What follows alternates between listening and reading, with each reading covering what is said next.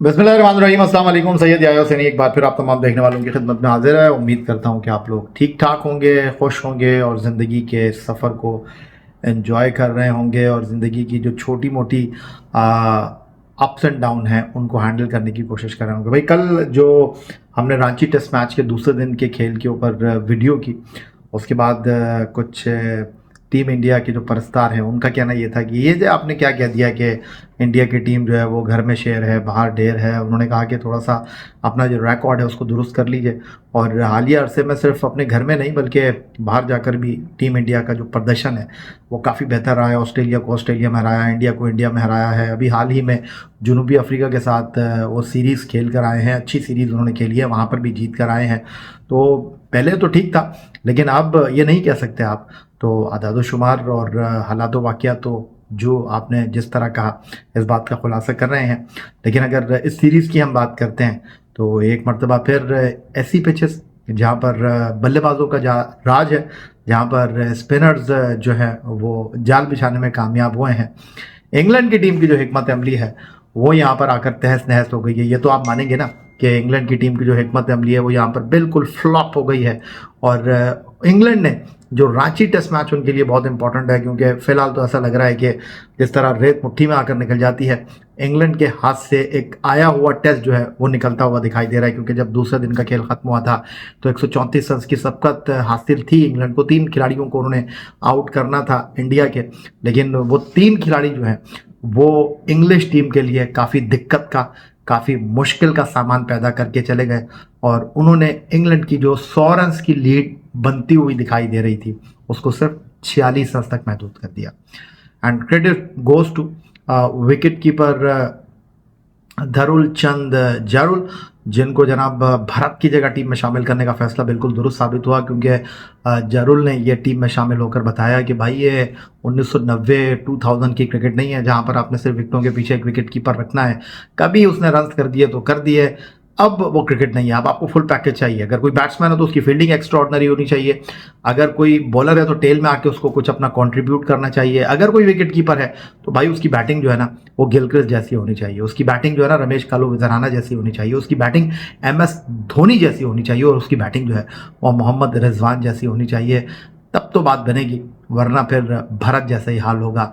और अपना दूसरा टेस्ट मैच खेलने वाले दारुल ने बहुत ही शानदार परफॉर्मेंस का मुजाहरा किया, और इस वक्त ये टेस्ट मैच जो है वो भारत की गिरफ्त में दिखाई दे रहा है। एक ऐसी पिच जो कि बल्लेबाजी के लिए बिल्कुल भी साजगार नहीं थी, एक ऐसी पिच जो टूट रही थी, एक ऐसी पिच जो बल्लेबाजों के लिए बिगाड़ का सामान पैदा कर रही थी।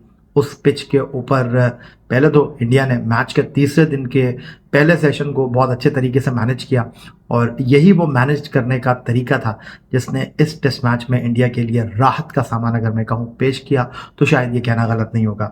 आज इस टेस्ट मैच का तीसरा दिन था, और इस टेस्ट मैच के तीसरे दिन इंडिया ने जो है वो इंग्लैंड की पहली इनिंग का स्कोर था 353 के जवाब में अपने खेल की शुरुआत की 73 ओवर 7 आउट 219 से। और यहाँ पर पहले एक अच्छी शराकत बनी 8वीं विकेट पर धरुल चंद और कुलदीप यादव के दरमियान। 131 गेंदों पर 28 रन यादव ने बनाए, लेकिन 8वीं विकेट पर उन्होंने 76 रन टीम इंडिया के स्कोर में ऐड करके जो है वो बहुत कुछ इंडिया के लिए आसान करने का जो है वो सामान पैदा कर दिया। फिर 9वीं विकेट पर 40 रन ऐड किए धरुल जरुल ने आकाशदीप के साथ, जो कि अपना पहला टेस्ट मैच खेल रहे थे। उन्होंने 9 रन बनाए, लेकिन 29 गेंदों का उन्होंने सामना किया, और 9वीं विकेट पर ये जो 40 रन की शराकत थी इसने इंडिया के लिए बहुत आसानियां पैदा की। 103.2 ओवर के खेल में इंडिया की पहली इनिंग 307 रन पर अपने अख्ताम को पहुंची, और इंडिया की जो फर्स्ट इनिंग है उसमें जायसवाल एक मरतबा फिर राइट ऑन टॉप दिखाई दिए, जिन्होंने 73 रन की इनिंग खेली थी। बट यहाँ पर अगर हम बात करते हैं तो इंडिया की फर्स्ट इनिंग के टॉप स्कोरर जो है वो 23 साल के राजस्थान रॉयल्स के धरुल चंद जरुल रहे, जिन्होंने फर्स्ट क्लास क्रिकेट में 1 सेंचुरी 5 सेंचुरियां स्कोर की थी। आज उन्होंने करियर बेस्ट स्कोर किया, 90 रन 149 गेंदों पे 6 चौके और 4 छक्के उनकी इनिंग्स में शामिल थे। और ये वो परफॉर्मेंस थी जिसने सही मानों में इस टेस्ट मैच में इंडिया के लिए राहत का सामान, अगर मैं कहूँ तो ये कहना गलत नहीं होगा, पैदा किया। शोएब बशीर जो थे उन्होंने 5 आउट की 119 रन देकर हार्टलैंड ने 3 आउट किया 68 रन देकर, और 2 खिलाड़ियों को जेम्स एंडरसन ने आउट किया। और शोएब बशीर, जिनको रेहान अहमद की जगह टीम में शामिल किया गया था, उन्होंने अपने सिलेक्शन को दुरुस्त साबित किया। लेकिन 46 रन की बर्तरी के साथ अपनी दूसरी इनिंग शुरू करने वाली इंग्लिश टीम जो थी, उनकी बैटिंग लाइनअप बिल्कुल भी ऐसा नहीं लगा कि ये वो इंग्लैंड की बैटिंग लाइनअप है जो कि पाकिस्तान को आकर टफ टाइम दे चुकी है, जो कि हालिया अरसे में टेस्ट क्रिकेट को एक नई जिद्दत और रंगत दे चुकी है अपने जारहाना खेल की वजह से। क्योंकि सेकेंड इनिंग तो तबाही और बर्बादी के अलावा इंग्लैंड की कुछ भी हमें दिखाई नहीं दी। और जैक क्रॉली एक बार फिर इंग्लैंड की बैटिंग के, अगर मैं ये कहूँ कि टॉप बल्लेबाज, सरे फहरिस्त बल्लेबाज रहे तो शायद ये कहना गलत नहीं होगा। 60 रन उन्होंने स्कोर किए। जॉनी बैरिस्टो, जिनको एक जिंदगी मिली थी 23 के इंफरादी स्कोर पर, विकेटों के पीछे जरूर उनको आउट करने में कामयाब नहीं हुए थे, वो बड़ी इनिंग नहीं खेल सके, 30 रन बनाने के बाद वो आउट हुए। इसके अलावा इंग्लिश टीम की सेकंड इनिंग में कोई ऐसा बल्लेबाज नहीं था जो कि बड़ी इनिंग खेलता। हैदराबाद दक्कन में लगता है कि इस सीरीज की एक ही इनिंग खेल गए हैं सिर्फ ओली पॉप, क्योंकि यहाँ पर पहली इनिंग में वो आकाश का शिकार बने, सेकंड इनिंग में उनको जो है वो आउट किया, फिर अकाउंट ओपन किए बगैर अश्विन ने, और अश्विन ने तो जनाब यहाँ पर कमाल ही कर दिया। और इंग्लैंड की सेकंड इनिंग को तबाही और बर्बादी के गड़े में, अगर मैं ये कहूँ कि धकेलने में अश्विन ने किरदार अदा किया तो शायद ये कहना गलत नहीं होगा। 35वीं मरतबा टेस्ट क्रिकेट में उन्होंने आधी मुखालिफ टीम को आउट करने का एजाज हासिल किया। बहुत ही शानदार बॉलिंग का उन्होंने मुजाहरा किया, 15.5 ओवर। याद रहे, वही अश्विन थे जो कि पहली इनिंग में बहुत ही बेबसी की तस्वीर दिखाई दिए थे। 22 ओवर 1 मैडन 83 रन देकर वो सिर्फ एक खिलाड़ी को आउट करने में कामयाब हुए थे। लेकिन सेकेंड इनिंग में उन्होंने लगभग 16 ओवर में 51 रन देकर आधी इंग्लिश टीम को पवेलियन लौटा दिया। और बुमराह के बाद अब इस सीरीज में उनकी विकेटों की तादाद 17 हो गई है, और उनका भरपूर साथ किसने दिया पता है आपको? पहली इनिंग में 4 विकेटें हासिल करने वाले रविंद्र जडेजा, उन्होंने नया बॉल उनके साथ किया। लेकिन इस बार विकेट तो वो एक लेने में कामयाब रहे, लेकिन कुलदीप यादव, जो कि सेकेंड इनिंग में चौथे इस्तेमाल होने वाले बॉलर थे रोहित शर्मा के, उन्होंने कमाल कर दिया था। क्योंकि आकाशदीप से बॉल कराई ही नहीं कप्तान रोहित शर्मा ने, सिराज से कुछ ओवर डलवाने की उन्होंने जहमत की, बट यहाँ पर जो है वो कुलदीप यादव, जो कि इस टेस्ट सीरीज में 8 विकेट ले पाए थे, उन्होंने 4 विकेट की परफॉर्मेंस यहाँ दी और इस सीरीज में अपनी विकेटों की तादाद जो है उन्होंने 12 तक पहुँचा दी है, 4 for 22। और फिर टारगेट मिला 192 का इंडिया की टीम को, और उन्होंने बिना किसी नुकसान के 8 ओवर की बैटिंग में 40 रन स्कोर कर लिए थे, और मैच जीतने के लिए 152 रन की उनको ज़रूरत है। सीरीज को आखिरी टेस्ट मैच से पहले ही अपने नाम करने के लिए टीम इंडिया की टीम जो है इस वक्त फेवरेट दिखाई दे रही है। बिल्कुल ये टेस्ट मैच जो है वो अचानक तब्दील हुआ, और इस अचानक तब्दील होने वाले टेस्ट मैच में अगर हम बात करते हैं तो इंग्लैंड की टीम ऐसा लगता है कि बल्लेबाजी करना भूल गई, वो जारहाना अंदाज की क्रिकेट खेलना भूल गई, और इसके लिए जो है वो इंडिया के सीनियर खिलाड़ियों के साथ इंडिया के जूनियर खिलाड़ियों की कारकर्दगी को अगर यहाँ पर रिस्पेक्ट न दी जाए, अगर उनका तस्करा नहीं किया जाए, तो ये बहुत ही ऐसी बात होगी जिसको एक्सेप्ट नहीं किया जा सकता। इस टेस्ट मैच में बुमराह नहीं खेल रहे, जिन्होंने 3 टेस्ट मैचों में 17 खिलाड़ियों को आउट किया था, लेकिन इस टेस्ट मैच में अश्विन ज़रूर खेल रहे हैं, जिनका ये तीसरा टेस्ट मैच है। एक टेस्ट मैच वो मिस कर चुके हैं, लेकिन उन्होंने भी 17 आउट कर दिया। तो 2 तजुर्बेकार बॉलर ने अपना काम जो है वो बखूबी अदा किया, और फिर उसके बाद अब अश्विन की 17 हो गई हैं, और रविंद्र जडेजा वो भी 17 विकेटों के हसूल में कामयाब हो गए हैं। अश्विन तो कोई टेस्ट मैच इस सीरीज में मिस नहीं कि उन्होंने किया, उनका ये 4था टेस्ट मैच है, और वो बहुत ज़्यादा एंजॉय कर रहे हैं इस टेस्ट सीरीज में बॉलिंग करते हुए।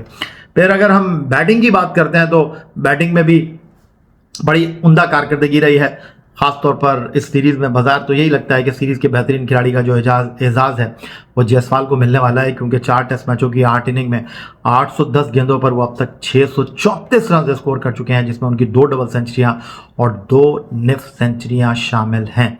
फिर उसके बाद इस सीरीज में जो सबसे ज़्यादा रन बनाने वाले बैट्समैन हैं, बहुत ज़्यादा फर्क हमें दिखाई दे रहा है, क्योंकि ऐसा लगता है कि इंडिया की जो बैटिंग है उसका सारा बोझ अपने कंधों पर जायसवाल ने उठा रखा है। उनके 634 रन के बाद इस सीरीज में जो बड़ी परफॉर्मेंस है रन्स के एतबार से, वो 290 रन है शुभमन गिल की, जिनकी सीरीज में 100 है, 150 है।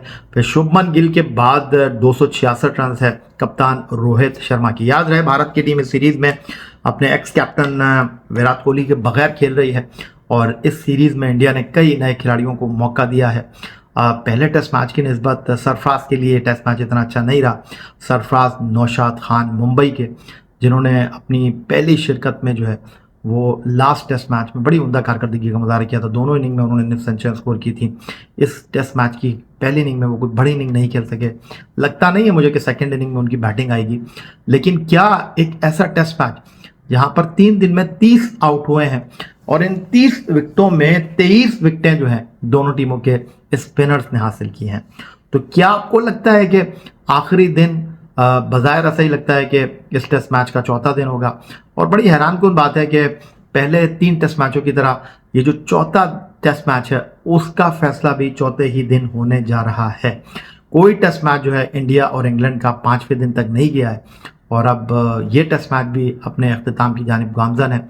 इंडिया को मैच जीतने के लिए लगभग 152 रन चाहिए, उनकी 10 विकेटें बाकी हैं। और एक चीज़ जो गलती मुझे लगता है इंडिया के खिलाफ सेकंड इनिंग में इंग्लैंड की टीम ने की, इस पिच के ऊपर रन्स करना इतना आसान नहीं था।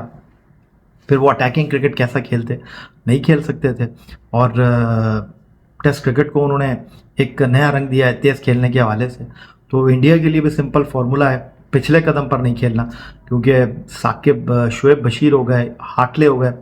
मुझे लगता है कि उन्हीं के साथ अब बैन स्टोक जो है वो अटैक करेंगे इंडिया की टीम के ऊपर और ये 152 रन ही उनको गनीमत जानने पड़ेंगे। अदरवाइज जिस तरह 8 ओवर में 40 रन किए हैं और 5 की औसत से इस वक्त रोहित शर्मा और जायसवाल बैटिंग कर रहे हैं, उन्होंने वाज़ेह तौर पर ये प्लान रखा है कि स्कोर बोर्ड पर हिंसे तब्दील नहीं होंगे तो किस्मत तब्दील हो सकती है। इस टेस्ट मैच में जीत हार में बदल सकती है, तो ये बड़ा इंपॉर्टेंट फैक्टर होगा। तो चौथे टेस्ट मैच का पहला सेशन किस तरह हैंडल करती है इंडिया की बैटिंग लाइनअप, किस तरह टैकल करती है, इंतहाई अहमियत का हामिल होगा। क्या यहाँ पर पहली इनिंग की तरह शुएब बशीर, टॉम हार्टले, जिन्होंने लगभग इंडिया की 10 में से 8 विकेटें हासिल की थी, वो यहाँ पर इंडिया को टफ टाइम देने में कामयाब होते हैं। ये टेस्ट मैच क्योंकि एक बिगड़ती हुई बैटिंग के लिए बिल्कुल भी पिच साजगार दिखाई नहीं दे रही, उस पिच के ऊपर इंडिया के लिए मुश्किल सूरत हाल का सामान पैदा करने में कामयाब होते हैं। इस तमाम गुफ्तगू के साथ हम आपकी खिदमत में हाजिर होंगे टेस्ट मैच के चौथे दिन की कहानी के साथ। तब तक के लिए सैयद याह्या हुसैनी को इजाज़त दीजिए। अपना बहुत ख्याल रखिएगा और चैनल को सब्सक्राइब करना मत भूलिएगा।